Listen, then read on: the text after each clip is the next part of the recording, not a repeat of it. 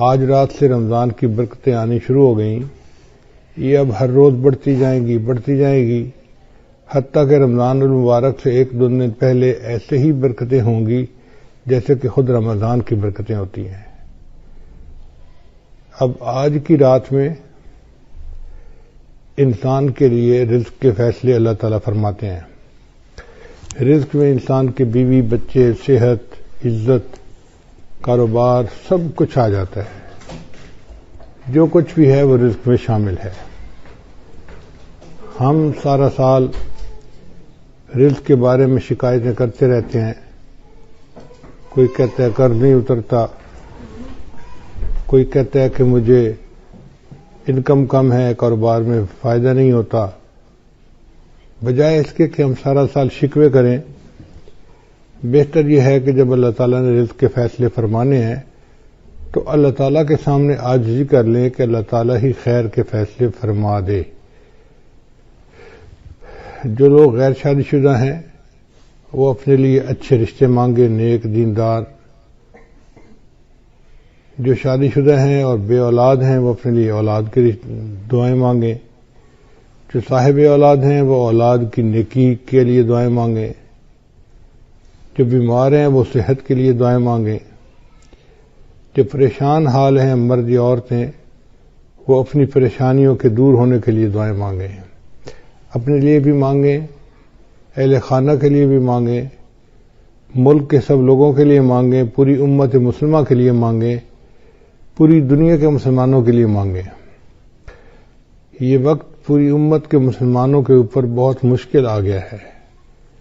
اے خاص اے خاصان رسول وقت دعا ہے، امت پہ تیری آ کے عجب وقت پڑا ہے. آج کے دور میں روٹی اور رزق زندگی کا نصب العین بن گئے ہیں. ایسے لگتا ہے کہ انسان دنیا میں آیا ہی اس لیے ہے کہ مجھے اچھا کمانا ہے اور اچھا کھانا ہے. یہ مقصد زندگی نہیں ہے، یہ ضرورت زندگی ہے. مقصد زندگی اللہ تعالیٰ کی عبادت ہے، اللہ کی فرما برداری ہے. مگر ہم رزق کے پیچھے اس طرح پڑے ہوئے ہیں کہ 24 گھنٹے اسی کی فکر ہے. اٹھتے بیٹھتے چلتے پھرتے ہر وقت اسی کی فکر ہے. حالانکہ آج کے دور میں زیادہ کھا کر مرنے والوں کی تعداد زیادہ ہے بنسبت بھوک سے مرنے والوں کے. اور اللہ تعالیٰ نے رزق کی اتنی بہتات دی ہے کہ بے موسم کے پھل ہر جگہ پر ملتے ہیں. پھل کیا ملنا بلکہ بے موسم کے جوس ہر جگہ ملتے ہیں. پورا سال جو جوس پینا چاہیں وہ فریج کے اندر موجود ہوتا ہے. تو ایک طرف تو اللہ تعالیٰ کی رحمتوں کی انتہا یہاں تک ہے، اور دوسری طرف ہمارا حال یہ ہے کہ اٹھتے بیٹھتے اللہ کے شکوے، مجھے یہ نہیں ملا، مجھے یہ نہیں ہوا، میرے بچے کی نوکری نہیں ہو رہی، بیٹی کا رشتہ نہیں آ رہا. تو بجائے شکوے کرنے کے ہم اللہ تعالیٰ کے سامنے درخواست کریں کہ یا اللہ تو آئندہ سال کے لیے جو رزق کے فیصلے فرمائے گا تو ہمارے لیے خیر کے فیصلے فرما دے. روٹی کو اتنی اہمیت حاصل ہو گئی ہے کہ اس سے پہلے تاریخ میں کبھی اتنی اہمیت حاصل نہیں تھی. دین اسلام اتنا خوبصورت ہے کہ اس نے کسب حلال کو عبادت کہا ہے. اس لیے شریعت نے رہبانیت سے منع کیا ہے. رہبانیت کہتے ہیں کہ اتنا دین میں لگ جانا کہ دنیا کو چھوڑ دینا، بیوی بچوں کو نظر انداز کر دینا.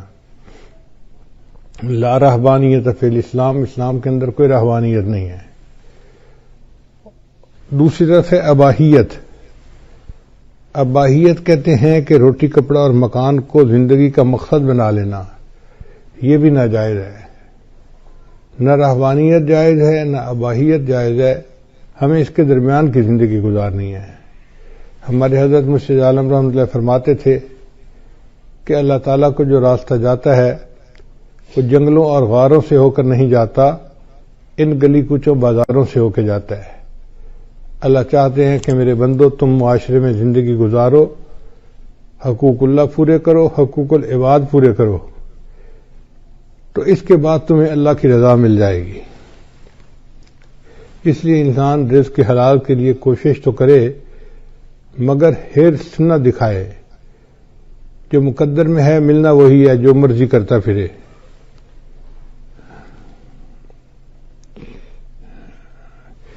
یہ جو ہمارا پیٹ کا مسئلہ ہے نا، یہ صرف موت تک کا مسئلہ نہیں، موت کے بعد کا بھی مسئلہ ہے. چنانچہ قیامت میں جب انسان کھڑا ہوگا تو اسے سخت پیاس لگی ہوگی. جن لوگوں کو جہنم میں بھیجا جائے گا ان کو سخت بھوک ہوگی، مگر ان کو وہاں کھانے کے لیے زقوم دیا جائے گا اور پینے کے لیے غسلین دیا جائے گا. وہ غسلین اتنا گرم ہوگا کہ انسان کی آنتیں کٹ کر پخانے کے راستے باہر نکل جائیں گی. پھر انسان ٹھیک ہو جائے گا، پھر بھوک لگے گی، پھر پیاس لگے گی، اور یہ سائیکل سزا کا چلتا ہی رہے گا. اللہ تعالیٰ فرماتے ہیں کہ جب ان کی جسم کی جلد جل جائے گی، بدلناہم جلودا غیرہا لیذوقوا العذاب، ہم ان کے جسم کی سکن کو دوبارہ ٹھیک کر دیں گے تاکہ ان کو دوبارہ عذاب مل سکے. تو یہ پیٹ کا مسئلہ کوئی ابھی کا نہیں ہے، یہ مستقل ایک مسئلہ ہے. ہم اللہ تعالیٰ سے دنیا کے رزق کی دعائیں بھی مانگیں اور نیک اعمال کی توفیق بھی مانگیں. آج کے دور میں جو بندہ مال کما لیتا ہے اسی کو لوگ اچھا سمجھتے ہیں، بھلے جھوٹ بول کے کمائے یا دھوکہ دے کے کمائے. شریعت نے کہا کہ مال تو اس نے کما لیا مگر مال کے ساتھ وبال بھی آئے گا اگر مال حرام ہوا. ہم کتنے لوگوں کو دیکھتے ہیں کہ ان کے پاس پیسہ تو بہت ہوتا ہے، کسی کی بیوی نافرمان، کسی کے بچے نافرمان، کسی کو بیماری لگ گئی، کسی کو دفتر کے مقدموں میں الجھا لیا گیا. تو ایسے مال کا کیا فائدہ کہ انسان کے لیے جینا مشکل ہو جائے. خود اپنی زبان سے کہتے ہیں کہ جی اس جینے سے تو مر جانا زیادہ بہتر ہے. تو بہتر ہے کہ انسان رزق حلال ہی کی تمنا رکھے اور سکون کی زندگی گزارے.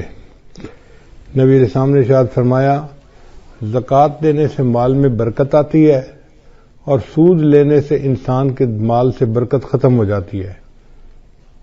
آج جس کو دیکھو وہی سودی کاروبار کر رہا ہے. کہتے ہیں جی کہ کیا کرے، بینک کے بغیر تو کام چلتا ہی نہیں ہے. رزق اپنی رفتار میں موت سے زیادہ تیز ہے.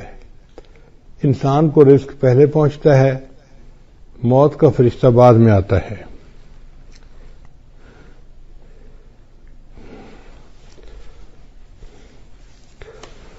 باجید بستامی رحمۃ اللہ علیہ نے ایک جگہ نماز ادا کی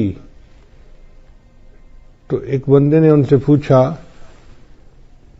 من این تاکل، آپ کہاں سے روٹی کھاتے ہیں؟ تو اس بزرگ نے جواب دیا، تو نہیں، باجید بستامی نے جواب دیا، اصبر حتی اعید الصلاۃ التی صلیتها خلفک، صبر کر حتیٰ کہ میں نماز لوٹا لوں جو میں نے تمہارے پیچھے ادا کی ہے. حیث شککت فی رازق المؤمنین، کیونکہ تو نے مخلوق کو رزق دینے والے پروردگار کے اندر شک کیا ہے. بھئی تو کیسا امام مسجد ہے کہ تجھے اتنا ہی نہیں پتا کہ کون کھلاتا ہے ہمیں. اس لیے باجید بستامی رحمۃ اللہ فرمایا کرتے تھے، اگر ساری مخلوق کو میرا کنبہ بنا دیا جائے اور زمین تانبے کی بن جائے کہ اس میں ایک درخت نہ اگے، کھیتی نہ اگے، سبزی کچھ بھی نہ اگے، اور آسمان سے ایک قطرہ بارش کا نہ گرے، مجھے پھر بھی یقین ہے کہ اللہ تعالیٰ میری عیال کو رزق پہنچا دیں گے. اللہ تعالیٰ وہ ذات ہے جو انسانوں کو، حیوانوں کو، پرندوں کو، چرندوں کو، کیڑے مکوڑوں کو، ہر کسی کو رزق پہنچاتا ہے. حتیٰ کہ بند پتھر کے اندر کچھ کیڑے ہوتے ہیں، ان کیڑوں کو بھی اللہ روزی پہنچاتا ہے. تو نے پتھر میں کیڑے کو پالا، خشک مٹی سے سبزہ نکالا.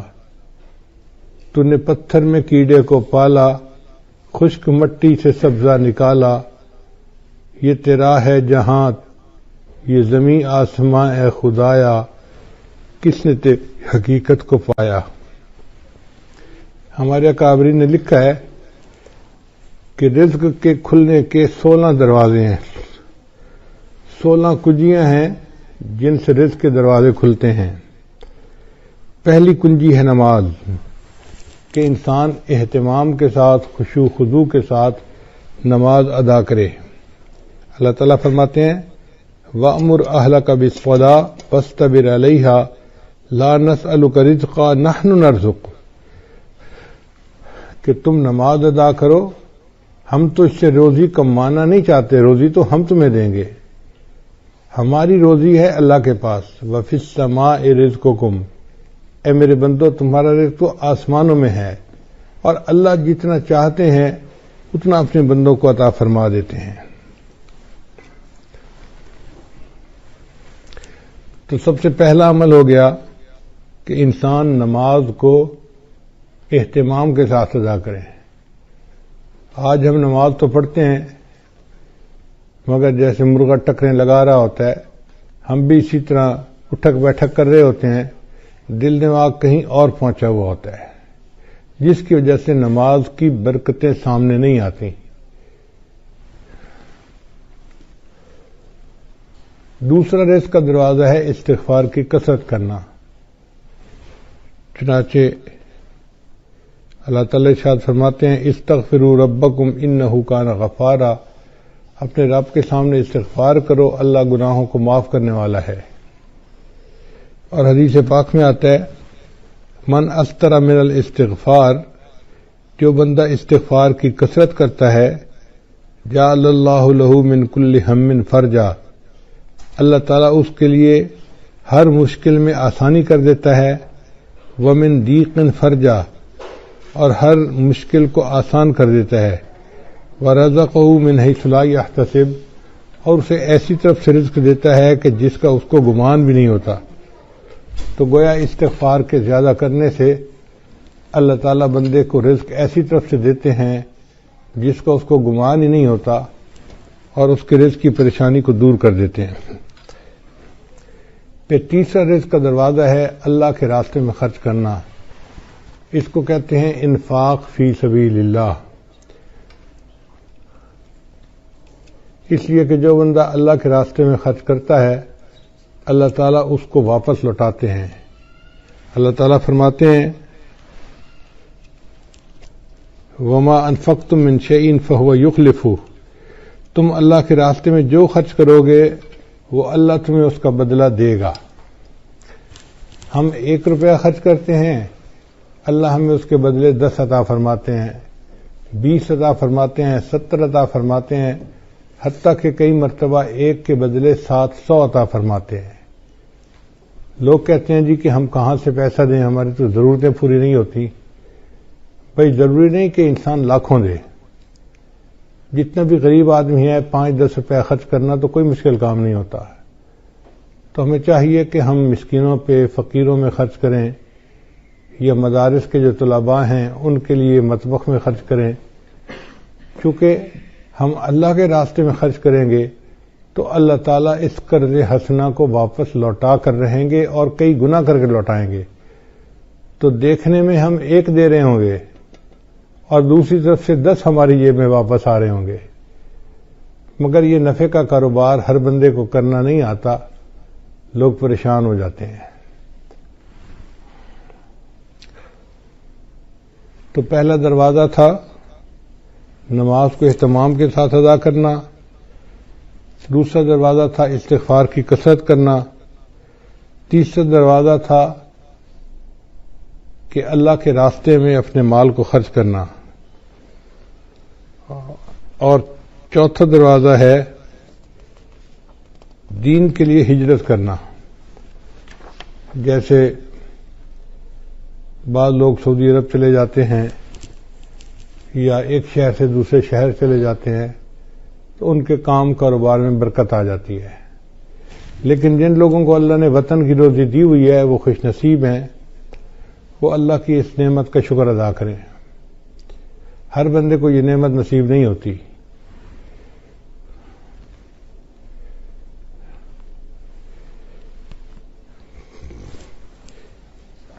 پھر چوتھا عمل ہے تقوی اختیار کرنا۔ اللہ تعالیٰ فرماتے ہیں وَلَوْ أَنَّ أَهْلَ الْقُرَىٰ آمَنُوا وَاتَّقَوْا لَفَتَحْنَا عَلَيْهِمْ بَرَكَاتٍ مِّنَ السَّمَاءِ، اگر یہ بستی دیسوں والے ایمان لاتے، تقوی کو اختیار کرتے تو ہم ان کے لیے آسمان سے برکتوں کے دروازے کھول دیتے۔ تو گناہوں سے بچنے پر اللہ تعالیٰ رزق کے دروازوں کو کھول دیتے ہیں، اور آج گناہوں کی وجہ سے رزق کے دروازے بند ہیں اور ہم پریشانیوں کا شکار ہیں۔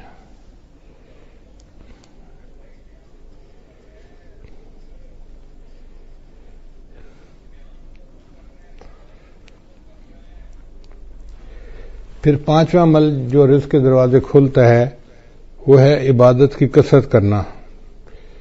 حدیث مبارکہ ہے، اللہ تعالیٰ ارشاد فرماتے ہیں، یہ حدیث قدسی ہے، ابن آدم، اے آدم کے بیٹے، تفرغ لعبادتی، میری عبادت کے لیے تو فارغ ہو جا، املا صدرک انی واسد فقرک، املا صدرک غنن، میں تیرے سینے کو غنا سے بھر دوں گا اور تیرے فقر کو ختم کر دوں گا۔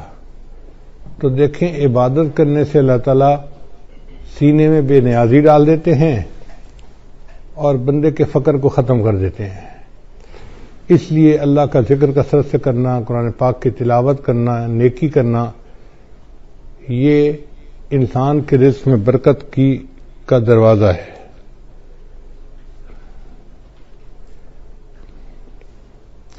اور اگر تو ایسا نہیں کرے گا تو تیرے ہاتھ کاموں میں الجھا دوں گا اور لوگوں کی طرف تیری محتاجی کو ختم نہیں کروں گا۔ دیکھو کیسی عجیب بات کہی ہے کہ میں تیرے ہاتھ کو کاموں میں الجھا دوں گا، ویسے تو بڑا مصروف نظر آئے گا، یہ کر رہا ہوں، یہ دے رہا ہوں، یہ لے رہا ہوں، یہ فائل آ رہی ہے، یہ جا رہی ہے، یہ آرڈر ہے، یہ فلاں ہے، ہاتھ تیرے کام میں الجھے ہوں گے مگر تیرا فقر ختم نہیں ہوگا، تنگدستی ختم نہیں ہوگی۔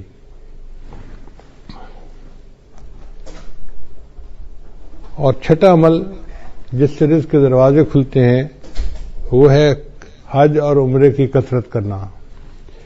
اگر اللہ تعالیٰ توفیق دے تو بندے کو چاہیے کہ کثرت سے عمرہ کرے اور بار بار حج کرے۔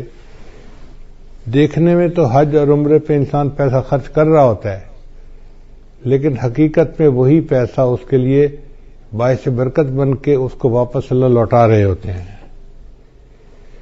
چنانچہ نبی علیہ السلام کے پاس جب کوئی بندہ رزق کی شکایت کرتا تھا تو نبی علیہ السلام اسے مشورہ دیتے تھے کہ تم عمرہ کرو۔ عمرہ کر کے جو دعائیں مانگتا تھا تو اللہ تعالیٰ رزق کی پریشانی کو دور فرما دیتے تھے۔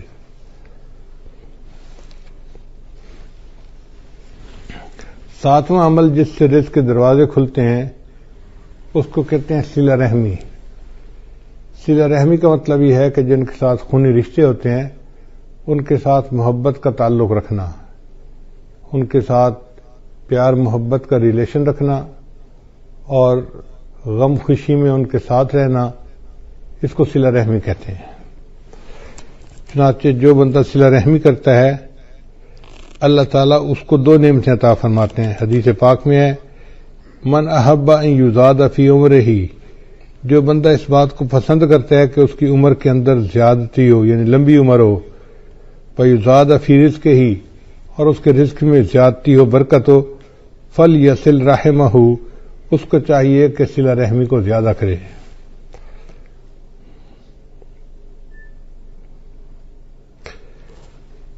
پھر آٹھواں دروازہ ہے رزق کے کھلنے کا، کمزوروں سے حسن سلوک، کہ جو لوگ کمزور ہوتے ہیں، بیمار ہوتے ہیں، بوڑھے ہوتے ہیں، ان کے ساتھ حسن سلوک کرنا۔ حدیث مبارکہ میں آتا ہے کہ تمہیں اپنے کمزور اور ضعیف لوگوں کی وجہ سے نصرت ملتی ہے۔ اللہ تعالیٰ قرآن مجید میں فرماتے ہیں وَلَوْ يُؤَاخِذُ اللَّهُ النَّاسَ بِمَا كَسَبُوا، اگر اللہ تعالیٰ پکڑ لیتا انسانوں کو جو عمل وہ کرتے ہیں، مَا تَرَكَ عَلَى ظَهْرِهَا مِن دَابَّةٍ، تو زمین کی سطح کے اوپر کوئی ایک بھی جاندار باقی نہ بچتا۔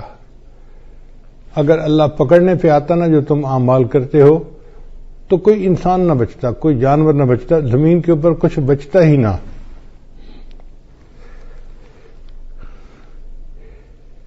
تو اللہ تعالی ہمیں جو رزق دیتے ہیں وہ چھوٹے بچوں کی وجہ سے، بوڑھوں کی وجہ سے، بیماروں کی وجہ سے، عورتوں کی وجہ سے دیتے ہیں، مہمانوں کی وجہ سے دیتے ہیں۔ لہذا ان کو بوجھ نہیں سمجھنا چاہیے، بلکہ ان کی وجہ سے ہمیں رزق ملتا ہے، ہر وقت ذہن میں یہ رکھنا چاہیے۔ رزق کا نواں دروازہ جس سے کہ انسان کا رزق کھلتا ہے اس کو توکل کہتے ہیں۔ توکل کا مطلب یہ ہے کہ انسان اللہ پر امید رکھے، اپنی طرف سے کوشش کرے اور نتیجہ اللہ پہ چھوڑ دے۔ وَمَن يَتَوَكَّلْ عَلَى اللَّهِ فَهُوَ حَسْبُهُ، جو اللہ پر توکل کرتا ہے اللہ اس کے لیے کافی ہو جاتا ہے۔ حدیث مبارکہ میں آئے لو انکم توکلون علی اللہ حق توکلہ، اگر تم توکل کرتے جیسے کہ اللہ پہ توکل کرنی چاہیے، لرزقکم کما یرزق الطیور، تو اللہ تعالیٰ تمہیں اس طرح رزق پہنچاتے جس طرح اللہ تعالیٰ پرندوں کو رزق پہنچاتے ہیں۔ وہ صبح اپنے گھونسلے سے خالی پیٹ نکلتے ہیں اور شام کو اپنے گھونسلے میں پیٹ بھرے واپس آتے ہیں۔ انسان کا معاملہ الٹ ہے، بیچارہ گھر سے پیٹ بھر کے نکلتا ہے اور شام کو خالی پیٹ گھر واپس آتا ہے۔ اور پرندوں کا معاملہ دیکھو کہ وہ خالی پیٹ گھر سے نکلتے ہیں اور اللہ ان کو پیٹ بھر کے رات کو واپس گھر پہنچاتے ہیں، جبکہ پرندے اپنے لیے کوئی چیز جمع بھی نہیں کر سکتے۔ کوئی پرندہ آپ نے ایسا نہیں دیکھا ہوگا جو سال کی روزی جمع کر لے، انسان جمع بھی کر لیتا ہے، پھر اس کا یہ حال ہے۔ اور پھر جانوروں کا رزق بھی بہت ہوتا ہے۔ آپ اگر غور کریں تو ایک ہاتھی دن میں کتنا چارہ کھاتا ہوگا؟ ہمارے حساب سے منوں کے حساب سے، ٹنوں کے حساب سے کھاتا ہوگا۔ اس کا وزن ہی اتنا ہے، اور ہم نے جہاں بھی جنگل میں ہاتھی دیکھا اس کو ہر وقت چرتے ہوئے دیکھا۔ تو جو ٹنوں کے حساب سے کھانا کھاتے ہیں ان کے پیٹ اللہ بھر دیتے ہیں، اور انسان بیچارہ کتنا کھا لیتا ہے؟ بڑے سے بڑا پہلوان ہو تو 2 روٹی، اس سے پیٹ بھر جاتا ہے بندے کا۔ تیسری روٹی دیں بھی صحیح نا تو کہتے ہیں نا جی پیٹ بھر گیا۔ تو ہمارا پیٹ بھی چھوٹا ہے اور ہم گھر سے پیٹ بھرے نکلتے ہیں اور رات کو خالی پیٹ واپس آتے ہیں۔ بہتر ہے کہ ہم اللہ تعالیٰ کے اوپر توکل کریں، تو پھر دیکھیں کہ اس کی برکتیں کتنی ہوں گی۔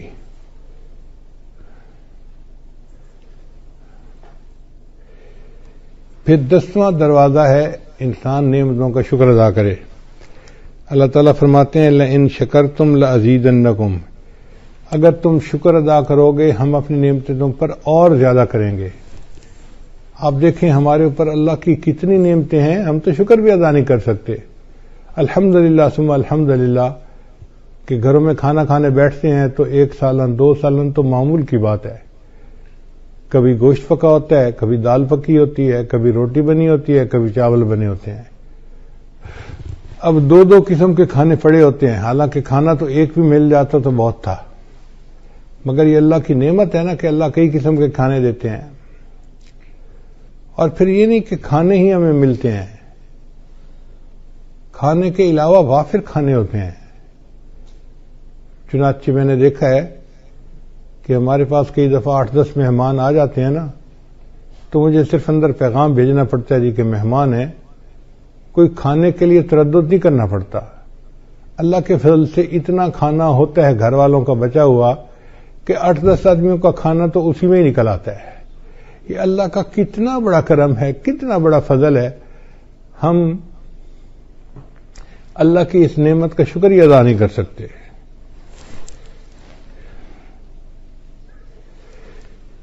ابن عطا اسکندری رحمۃ اللہ فرمایا کرتے تھے من لم یشکر النعمہ فقد تعرض لزوالہا، کہ جس نے نعمت کا شکر ادا نہیں کیا اس نے نعمت کو زوال کے لیے پیش کر دیا کہ اللہ مجھے یہ نعمت نہیں چاہیے۔ ومن شکرہا، اور جس نے نعمت کا شکر ادا کیا فقد قید بعقالہا، اس نے نعمت کو نکیل کے ذریعے سے پکڑ لیا، باندھ لیا اپنے پاس یعنی جو نعمت ملتی ہے اور بندہ اس کے اوپر شکر ادا کرتا ہے، پھر وہ نعمت اللہ اس سے واپس نہیں لیتے بلکہ اس نعمت میں اور برکت عطا فرما دیتے ہیں۔ پھر 11واں دروازہ کہ جب بھی مرد اپنے گھر میں داخل ہو مسکراتے چہرے کے ساتھ داخل ہو اور اہل خانہ کو سلام کرے۔ حدیث مبارکہ میں ہے، سیدہ صدیقہ عنہا فرماتی ہیں کہ نبی صلی اللہ علیہ وسلم جب بھی گھر تشریف لاتے تھے تو مسکراتے چہرے کے ساتھ آتے تھے اور اہل خانہ کو سلام کیا کرتے تھے۔ یہ اہل خانہ کو سلام کرنا رزق کی برکت کا ذریعہ ہے۔ چنانچہ حدیث پاک میں ہے، ثلاثۃ کلہم ضامن اللہ، 3 بندے ہیں جن کا اللہ کے اوپر ضمانت ہے، یعنی اللہ ان کو رزق پہنچاتا ہے۔ ان عاش رزقا، اگر وہ زندہ رہے گا تو اللہ روزی عطا فرمائے گا، وکفا، اور روزی ان کے لیے کافی ہوگی۔ وَإِن مَاتَ، اور اگر وہ مر جائے گا، داخل الجنہ، تو جنت میں اللہ ان کو داخل کر دے گا۔ یہ کون 3 بندے ہیں؟ ان میں سے ایک بندہ ہے رجل، وہ بندہ داخلہ بیتہ، جو اپنے گھر کے اندر داخل ہو بسلام، اور گھر والوں کو سلام کرے، وَهُوَ ضامن اللہ، وہ اللہ کے ضمانت میں آ جاتا ہے۔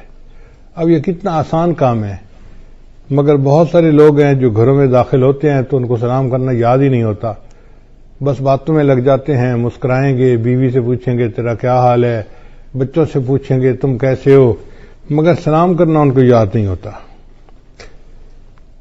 پھر 12واں عمل والدین کی فرمانبرداری۔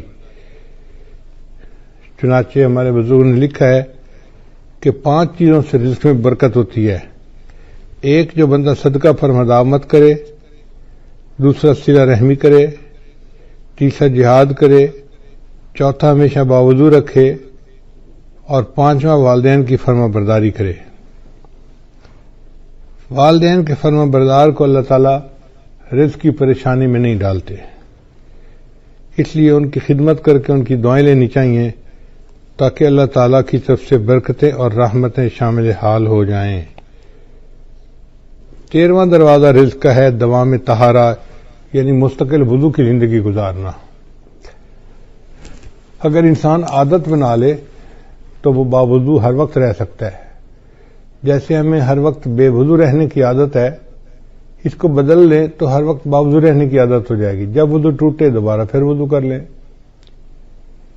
ہمارے اسی شہر میں ایک جگہ ایک گھرانہ ہے جو امام ربانی مجدد ثانی رحمۃ اللہ کے اولاد میں سے ہیں، تو بہت سال پہلے کی بات ہے، کوئی 30 سال پہلے کی بات ہے، مجھے خیال آیا کہ جا کے ان سے صرف اللہ کے لیے ملاقات کروں، تو میں ان کے ہاں گیا، ملاقات ہوئی۔ ہم جب پہنچے تو بس مغرب کے وقت میں کوئی 5 ہی منٹ باقی تھے، سلام دعا ہوئی۔ انہوں نے کہا جی کہ یہاں سے مسجد دور ہے تو ہمیں گھر میں ہی نماز پڑھنی پڑے گی۔ ہم نے کہا ٹھیک ہے۔ ان کے بچے گراؤنڈ کے اندر فٹ بال کھیل رہے تھے، کوئی 10-12 بچے ہوں گے چھوٹے بڑے، خوب ہنگامہ تھا جیسے 2 ٹیموں کا میچ ہو رہا ہوتا ہے۔ لو جی ہم کھڑے ہو گئے مصلی پہ جماعت کے لیے، انہوں نے آواز دی بچوں کو، بچوں نماز کا وقت ہو گیا ہے۔ سارے بچے گراؤنڈ سے بھاگتے ہوئے آئے اور صف میں آ کے کھڑے ہو گئے۔ اب جب ہم نے نماز ادا کی تو مجھے بڑی حیرت ہوئی کہ کیا سب بچوں کا وضو تھا یا کچھ بچوں نے بے وضو ہی نماز پڑھ لی۔ تو میں نے ان سے سوال پوچھا کہ جی بچے کسی کو وضو تو نہیں کرتے میں نے دیکھا؟ تو وہ مسکرائے اور کہنے لگے کہ جی ہمارے خاندان میں بچوں کو یہ تربیت دی جاتی ہے کہ تم نے پوری زندگی باوضو گزارنی ہے۔ ہمارے گھر کے چھوٹے بڑے جس بندے کو آپ دیکھیں گے، جب بھی دیکھیں گے ہمیشہ باوضو دیکھیں گے، اگر وضو ٹوٹے گا تو دوبارہ اسی وقت وہ پھر وضو کر لیں گے۔ تو اگر ایسے خاندان آج بھی دنیا میں موجود ہیں کہ جن کے گھر کا ہر چھوٹا بڑا بندہ مرد عورت ہر وقت باوضو رہتے ہیں تو پھر اللہ ان کی رزق میں بھی برکت عطا فرما دیتے ہیں۔ پھر 12واں عمل ہے، 14واں عمل ہے چاشت کی نماز پڑھنا، چاشت کی نماز ہوتی ہے دن کے 10 بجے 11 بجے، جب ذرا سورج طلوع ہو جاتا ہے اور پاؤں جلنے لگ جاتے ہیں گرمیوں میں، تو اس کو صلاۃ الضحیٰ کہتے ہیں، چاشت کی نماز کہتے ہیں۔ یہ وہ ٹائم ہوتا ہے جب اکثر مرد اپنے دفتروں میں چلے جاتے ہیں یا کھیتوں میں چلے جاتے ہیں یا اپنے کاروباروں میں چلے جاتے ہیں۔ اس وقت جو عورتیں اپنے خامدوں کو کاروبار پہ بھیج کے پیچھے مصلے پہ بیٹھتی ہیں اور نفل پڑھتی ہیں، اس میں اللہ نے رزق کی برکت رکھی ہے۔ اب کتنی عورتیں ہیں جو رزق میں کمی کے شکوے تو کرتی ہیں، لیکن وہ چاشت کی نماز نہیں پڑھتی کہ محنت کرنے کے لیے تو میرا خامد نکل گیا، پسینہ تو وہ بہائے گا، اب اللہ کرے کہ اس کے رزق میں برکت ہو جائے اور ہمیں اللہ تعالی رزق میں آسانی فرما دے۔ تو یہ نماز پابندی کے ساتھ پڑھنے کی ضرورت ہے۔ ہمارے بزرگوں نے لکھا ہے کہ جو بندہ چاشت کے وقت نماز نہ پڑھ سکتا ہو، دفتر کی وجہ سے یا کاروبار کی وجہ سے یا دکان کی وجہ سے، اس کو چاہیے کہ سورج نکلنے کے چند منٹ بعد جو اشراق کی نماز پڑھتے ہیں تو 2 رکعت اشراق کی نیت سے پڑھ لے اور 2 رکعت چاشت کی نیت سے اسی وقت پڑھ لے تو اس کی چاشت کی نماز ہو جائے گی۔ تو معمول بنا لینا چاہیے کہ چاشت کی نماز دفتر جانے سے پہلے پڑھ کے ہی جائیں۔ پھر 15واں عمل جس سے انسان اللہ تعالیٰ رزق کے دروازے کھولتے ہیں وہ ہے سورہ واقعہ کو پابندی کے ساتھ پڑھنا۔ حدیث مبارکہ میں آتا ہے من قرأ سورۃ الواقعہ کل لیلۃ، جس نے ہر رات میں سورہ واقعہ کو پڑھا، لم تصب فاقۃ ابدا، اس کو کبھی فاقہ نہیں پہنچتا۔ عبداللہ بن مسعود رضی اللہ عنہ ایک بڑے مفتی قسم کے صحابی تھے، وہ بیمار ہو گئے۔ حضرت عثمان غنی امیر المومنین تھے، وہ ان کو ملنے کے لیے آئے۔ اللہ تعالی نے عثمان غنی رضی اللہ عنہ کو مال پیسہ بھی بہت دیا تھا، تو انہوں نے بات چھیڑی اور بات کرتے ہوئے کہا کہ عبداللہ بن مسعود آپ کی بیٹیاں ہی بیٹیاں ہیں، بیٹا کوئی نہیں، تو میرا دل چاہتا ہے کہ میں آپ کو بہت سارا مال ہدیہ دے دوں، یعنی میں اپنی طرف سے بتا رہا ہوں کہ جیسے میں آپ کو 5 لاکھ دینار یا درہم ہدیہ دینا چاہتا ہوں۔ تو انہوں نے انکار کر دیا، نہیں مجھے نہیں چاہیے۔ تو عثمان غنی اللہ نے فرمایا کہ آپ کی بیٹیاں ہیں، آپ کو تو پیسے کی ضرورت ہے۔ ان کا بیٹیاں تو ہیں، مگر میں نے اپنی سب بیٹیوں کو سورہ واقعہ یاد کروا دی ہے اور میں نے ان کو بتا دیا ہے کہ مغرب کے بعد سورہ واقعہ پڑھ لیا کرو۔ نبی علیہ السلام نے فرمایا جو بندہ ہر رات میں سورہ واقعہ پڑھ لیتا ہے اللہ اس کو فاقے سے محفوظ فرما لیتے ہیں۔ یعنی ان صحابہ کا اتنا یقین پکا تھا کہ انہوں نے 4-5 لاکھ ریال ہدیہ لینے کے بجائے سورہ واقعہ کے اوپر زیادہ جو ہے نا بھروسہ کیا کہ اللہ تعالیٰ میری بچیوں کو فاقے سے بچائے گا۔ پھر 16واں عمل ہے دعا کرنا۔ تو ہمیں چاہیے کہ ہم رزق کی برکت کے لیے دعا بھی کریں، جیسے آج کی رات قبولیت دعا کی رات ہے، اور اب سے لے کے جو آگے وقت آ رہا ہے یہ سب قبولیت دعا کا وقت ہے۔ یہ رزق کی جو فہرستیں ہیں یہ اب سے بننا شروع ہوتی ہیں اور یہ بنتی رہتی ہیں حتیٰ کہ 27 رمضان مبارک کو یہ فہرستیں اللہ تعالیٰ فرشتوں کو ہینڈ اوور کر دیتے ہیں ایگزیکیوشن کے لیے، عمل درآمد کے لیے۔ تو ہمارے پاس آج کی رات سے لے کے 27 رمضان تک کا وقت ہے۔ اس دوران ہم اللہ کو منائیں، اس کے سامنے روئیں، اس سے رزق مانگیں، اس سے صحت مانگیں، جو مانگنا ہے مانگیں۔ اللہ کے در میں کسی چیز کی کمی نہیں، جتنا مانگیں گے اللہ اتنا عطا فرمائیں گے، حتیٰ کہ 27 رمضان کو یہ لسٹیں فائنل ہو جائیں گی اور اسی میں یہ بھی فیصلہ ہوگا کہ اگلے سال کس نے زندہ رہنا ہے اور کس بندے نے مرنا ہے۔ زندگی اور موت کے فیصلے بھی اس بجٹ میں شامل ہیں، جیسے رزق کے فیصلے شامل ہیں۔ تو ہم اللہ تعالیٰ سے دعا مانگیں آج رات بھی اور آئندہ بھی۔ کرونا بیماری کی وجہ سے، حالات کی وجہ سے مسجدوں میں تو اجتماع اس وقت نہیں کر سکتے، لیکن گھر میں بیٹھ کے عبادت تو کر سکتے ہیں، اس میں تو کوئی رکاوٹ نہیں۔ ہم ابھی سے رمضان کی تیاری کریں اور ذہنی طور پہ ہم عبادت کرنے کے لیے تیار ہو جائیں اور اللہ کو منانے کے لیے تیار ہو جائیں، خوب دعائیں مانگیں۔ اگر باجماعت تراویح مسجد میں نہیں پڑھ سکتے تو گھر میں تو پڑھ سکتے ہیں نا۔ مسجدوں کی عمارتیں بند ہوئی ہیں، اعمال بند نہیں ہوئے. اعمال تو ہم کر سکتے ہیں، تو ہم تلاوت کریں، نمازیں پڑھیں، گھر کے اندر مجالس کریں اور اللہ تعالیٰ سے دعائیں کریں خوب ڈٹ کے. جتنا مانگیں گے اتنا ہی اللہ تعالیٰ ہمیں عطا فرما دیں گے. تو یہ 16 دروازے ہیں رزق کے کھلنے کے.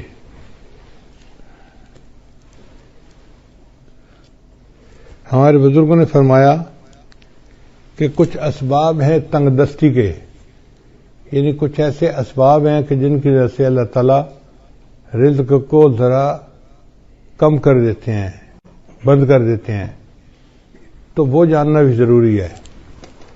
چنانچہ مختصراً میں بتاتا چلوں کہ جو بندہ کھڑے ہو کر جوتے پہن کر ننگے سر کھانا کھاتا ہے، اللہ اس کا رزق تھوڑا کر دیتے ہیں.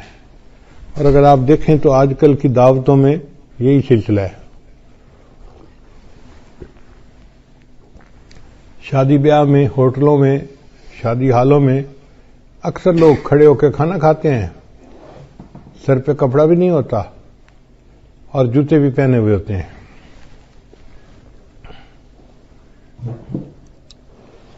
پھر رزق میں تنگی تو ہونی ہوتی ہے. پھر دوسرا، مہمان کو بوجھ سمجھنا. جو لوگ مہمان کے آنے کو بوجھ سمجھیں اور اس فکر میں لگ جائیں کہ جی آ گیا ہے تو کہاں سے اس کو کھلائیں گے اور کتنا اس کو کھلائیں گے اور کتنے دن رہے گا. مہمان بعد میں آتا ہے، اللہ مہمان کا رزق پہلے بھیجتے ہیں. تو الحمدللہ ثم الحمدللہ اللہ تعالیٰ خیر فرما دیتے ہیں. بلکہ میں تو یہ سمجھتا ہوں کہ ہمیں اللہ مہمانوں کی برکت سے روزی دیتے ہیں.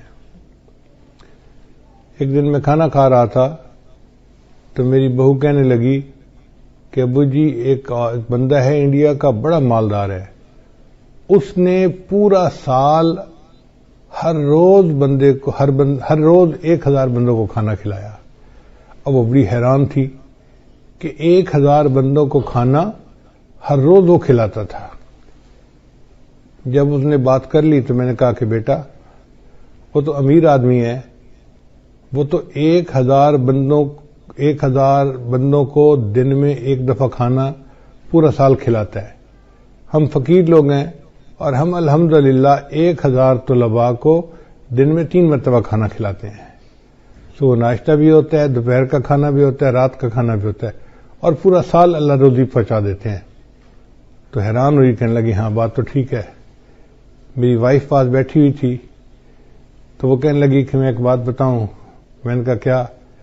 کہنے لگی کہ ہماری شادی کو 30-35 سال ہو گئے ہیں اور اس 30-35 سال میں ایک دن بھی ایسا نہیں گزرا کہ ہمارے گھر میں مہمان کا کھانا نہ بنا ہو.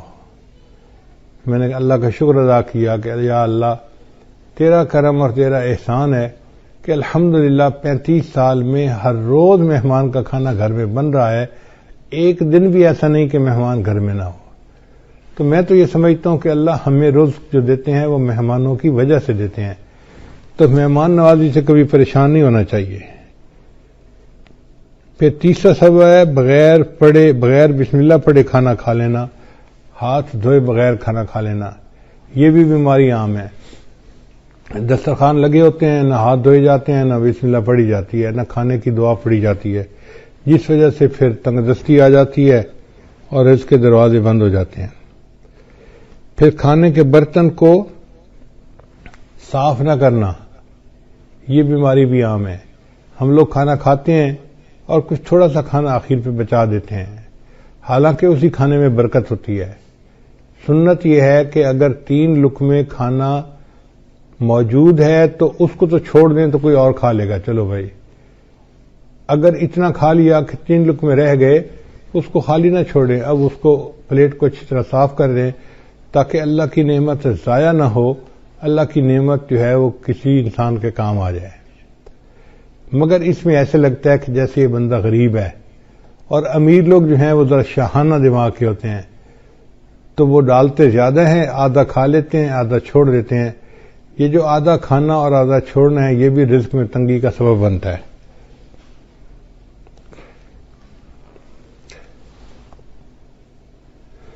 اور ایک اور بات کہ بیت الخلاء میں باتیں کرنا، پہلے زمانوں میں یہ گناہ کم تھا، آج یہ گناہ زیادہ ہے، بلکہ نوجوان بچے اور بچیاں جو ادھر ادھر کالیں کرتے ہیں چھپ چھپ کے، وہ تو کئی مرتبہ جا کے بیٹھ کے بات ہی کرتے ہیں بیت الخلاء میں، پتہ ہی نہ چلے کسی کو کہ کیا ہوا۔ بیت الخلاء میں باتیں کرنے سے فرشتوں کو بھی تکلیف ہوتی ہے اور رزق کے اندر بھی تنگی کر دی جاتی ہے۔ پھر 7واں بات ہے فقیر کو جھڑکنا۔ اگر کوئی مانگنے والا آئے تو بندہ فقیر کو جھڑکی نہ دے، چلے جاؤ بھائی یہاں سے، کہا نہیں آپ کو چلے جاؤ، سن نہیں رہے، جاتے کیوں نہیں، ایسے جھڑکی نہیں دینی چاہیے، بلکہ اگر کچھ ہے تو دے دے، اور اگر نہیں تو کہہ دے جی آپ آگے چلے جائیں۔ ہم ایک مرتبہ حرم شریف میں بیٹھے ہوئے تھے تو ایک UK کا بندہ حضرت کے پاس آیا مطاف کے اندر، کہنے لگا حضرت میں حج کے لیے آیا ہوں، لیکن یہاں مطاف میں تو مانگنے والے بہت ہیں، ہر تھوڑی دیر کے بعد کوئی فقیر آ جاتا ہے مانگنے والا، اب سمجھ نہیں آتی کہ ہم کس کو دیں اور کس کو نہ دیں۔ اگر ہم ہر کسی کو دے دیں تو ان کی تو عادت بگڑ جائے گی، تو دل چاہتا ہے کہ ان کو نہ دیں، اور اگر ہم نہ دیں تو پھر کون دے گا، تو دل چاہتا ہے دے بھی صحیح، تو اب فیصلہ کرنا مشکل ہوتا ہے۔ تو اب بتائیں کہ ہم کس کو دیں، ہمیں کیسے پتہ چلے کہ کون مستحق ہے اور کون مستحق نہیں ہے؟ حضرت نے اس کی ساری بات کو سنا اور پھر فرمایا کہ اچھا یہ بتاؤ کہ اللہ نے جو تمہیں دیا ہے تم اس کے مستحق ہو؟ اس نے کہا نہیں۔ تو حضرت نے فرمایا جب تم اس کے مستحق نہیں اور اللہ نے پھر بھی تمہیں دے دیا ہے، تم بھی اللہ کے خلق کو اپناؤ، دے دو، مستحق ہے یا نہیں یہ تمہارا مسئلہ نہیں، یہ اللہ کا مسئلہ ہے۔ تو بندہ چپ تو ہو گیا، مگر اس کے دل میں سوال تو بہرحال تھا، تو حضرت نے بھانپ لیا کہ اس کے دل میں سوال ابھی باقی ہے، تو پھر حضرت نے اس کو بات پیار سے سمجھائی۔ حضرت نے فرمایا کہ دیکھو وہ بندہ تمہارے پاس مانگنے آیا ہے، مان لیا کہ وہ صاحب حیثیت ہے اور عادتاً مانگ رہا ہے، تم اسے اس لیے دے دو کہ اللہ کا شکر ادا کرو کہ اللہ تو نے مجھے دینے والوں میں سے بنایا، لینے والوں میں سے نہیں بنایا۔ یہ بھی تو ہو سکتا تھا اللہ تجھے اس کے حال میں ڈال دیتا اور تو لوگوں سے مانگتا پھرتا۔ تو اللہ تعالیٰ کی اس نعمت کا شکر ادا کرتے ہوئے دے دیا کرو کہ اللہ تو نے مجھے لینے والا نہیں، تو نے مجھے دینے والا بنایا ہے، میں تیرے نام پہ دے رہا ہوں۔ اس پہ اس کے دل کے اندر تسلی ہو گئی اور اس نے حضرت کے ماتھے کا بوسہ لیا اور خوش ہو کے واپس چلا گیا۔ تو اس لیے اگر کوئی فقیر آئے تو اس کو جتنا دے سکتے ہیں دیں، اور اگر نہیں دے سکتے تو پیار سے کہیں جی آپ آگے چلے جائیں، اس کو جھڑکی نہ دیں، اس کو ڈانٹ ڈپٹ نہ کریں۔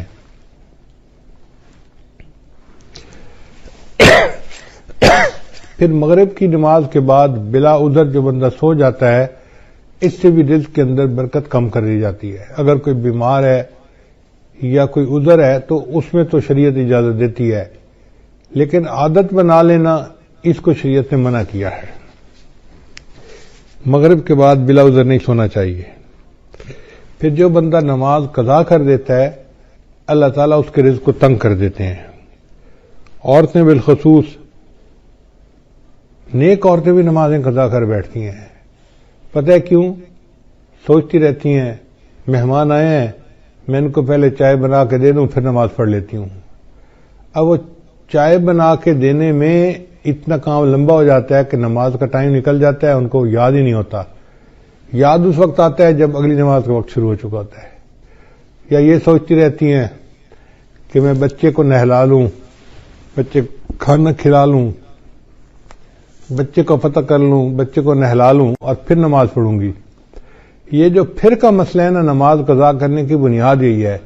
نماز کو کبھی پھر پہ نہیں رکھنا چاہیے، ابھی پہلے نماز پڑھیں، بعد میں جو کرنا کریں۔ اس لیے جب نماز کا وقت ہو جائے تو نماز پڑھیں اور اس کے بعد جو کرنا ہے کریں. نماز کو کبھی آئندہ پہ نہ چھوڑیں. کیا پتہ چند سانس مزید ہیں بھی صحیح کہ نہیں.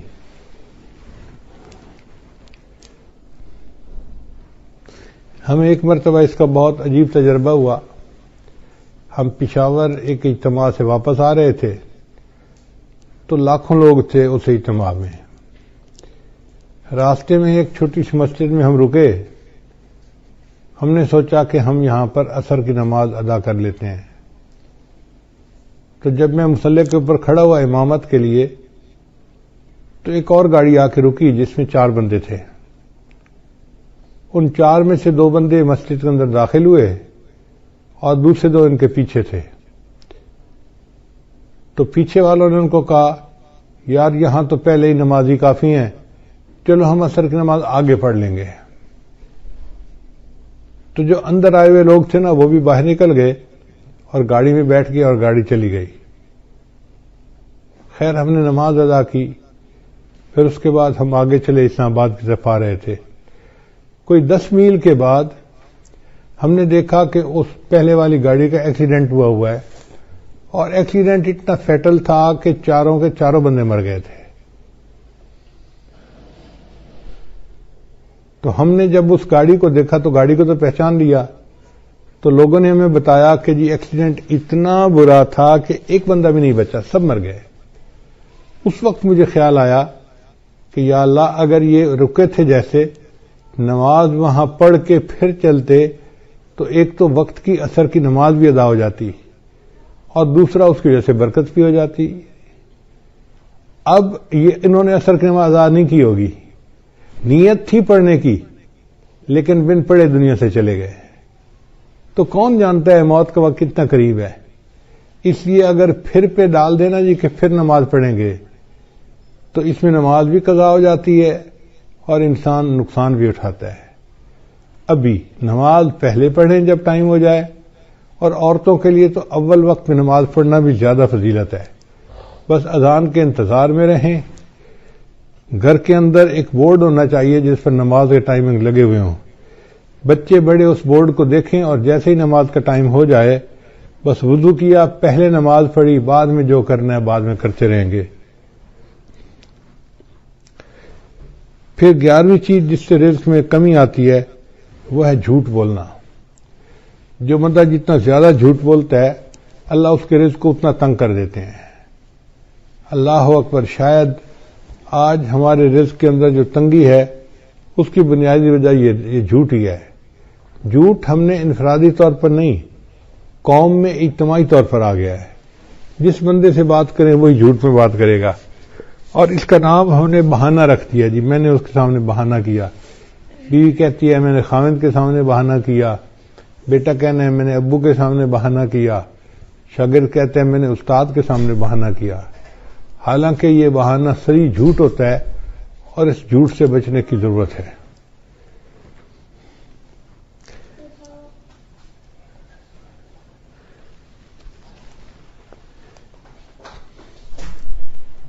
بارہواں عمل ہے موسیقی کا سننا.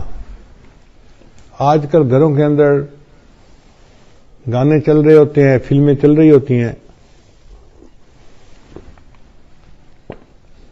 عورتیں موسیقی کی آواز پہ کام کر رہی ہوتی ہیں کچن میں, گھر میں, اور کہتی ہیں الٹا کہ جی موسیقی تو روح کی غذا ہے, اور اس بات کو بھول جاتی ہیں کہ جس گھر میں موسیقی چلتی ہے اللہ ان کی رزق میں تنگی کر دیتے ہیں.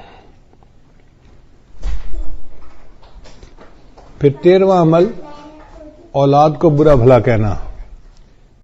کچھ ماں باپ اولاد کو جلدی گالیاں دینا شروع کر دیتے ہیں, یا برے الفاظ کرنا شروع کر دیتے ہیں, یا کوسنا شروع کر دیتے ہیں. تو جو اولاد کو برے الفاظ کہیں گے یا کوسیں گے ان کے رزق کو اللہ تعالیٰ ویسے ہی تنگ کر دیں گے. 14واں عمل قرآن مجید کو بلا وضو ہاتھ لگانا. قرآن مجید اللہ کا کلام ہے, لا یمسہ الا المطہرون, اس کو ہاتھ نہیں لگا سکتا مگر وہ جو پاک ہو. تو ہمیں چاہیے کہ ہم باوضو ہو کے اس کو ہاتھ لگائیں. اگر بے وضو ہاتھ لگائیں گے تو رزق کے اندر کمی آ جائے گی۔ پھر 15 عمل جس سے رزق میں کمی آتی ہے، نامحرم کو دیکھنا۔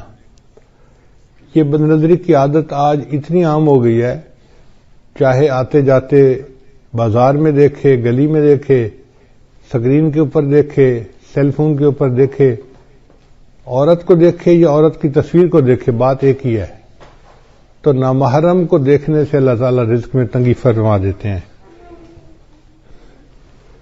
اور 16واں عمل جس سے کہ انسان کے رزق میں تنگی آ جاتی ہے، اہل و عیال کے ساتھ لڑتے رہنا۔ میاں بیوی جو ہر وقت دوسرے کے ساتھ بات بات پہ بحث کرتے ہیں، دلیلیں دیتے ہیں، لڑتے جھگڑتے ہیں، تو یہ میاں بیوی کی لڑائی جھگڑے میں اللہ ان کے رزق کو تنگ کر دیتے ہیں۔ اب ایک طرف تو لڑائیاں بھی ختم نہیں ہوتی اور دوسری طرف رزق کی کمی کے شکوے بھی ختم نہیں ہوتے۔ بھئی اتفاق میں برکت ہے، آپ محبت پیار سے زندگی گزاریں تو اللہ تعالیٰ رزق کی پریشانی کو دور کر دیں گے۔ چنانچہ آج کی رات میں خاص طور پر ہم اپنے لیے اور اپنی مسلمان امت کے لیے خوب دعائیں مانگیں۔ ایک وبا پھیلی ہے جس کا نام ہے کرونا، تو مجھے ایک ساتھی نے آج کچھ اشعار لکھ کے لا دیے کہ جی آپ بیان میں یہ بھی سنا دینا، مجھے بھی اچھے لگے۔ اشعار ہیں، نمازیں پڑھو تم تلاوت کرو نہ، یعنی کرونا جو ہے نا وہ اصل میں ہے کہ آ کے کہہ رہا ہے کہ میاں تم یہ کام کرو، نمازیں پڑھو تم تلاوت کرو نہ، گناہوں کو چھوڑو عبادت کرو نہ، کرونا تمہارا نہ کچھ کر سکے گا، کرونا کے خالق کی طاعت کرو نہ، پریشان کیوں ہو خدا ہے تمہارا، دواؤں سے اپنی حفاظت کرو نہ، اٹھو چھوڑ دو کفر کی پیروی اب، غلامی سے نکلو عبادت کرو نہ، نبی کی محبت میں داڑھی بڑھا کر، نبی جیسی اپنی شباہت کرو نہ، اگر چاہتے ہو دلوں میں حلاوت، نگاہوں کی بھی تم حفاظت کرو نہ، کرونا کا یہ بھی ہے پیغام طائر، خدا فدا رب کی چاہت پہ چاہت کرو نہ، کہ تم اللہ کی چاہت پہ اپنی چاہت کو فدا کر دو، یہ کرونا کا پیغام ہے۔ تو بہرحال ہمیں چاہیے کہ ہم اس وبا سے بھی دعا مانگیں اور باطنی روحانی بیماریوں سے بھی دعا مانگیں۔ اللہ تعالی ہمارے ایمان کی حفاظت فرمائے اور ہمیں اس دنیا میں اللہ تعالی ایمان کے ساتھ جینے اور ایمان کے ساتھ مرنے کی توفیق عطا فرمائے۔ وآخر دعوانا ان الحمد للہ رب العالمین۔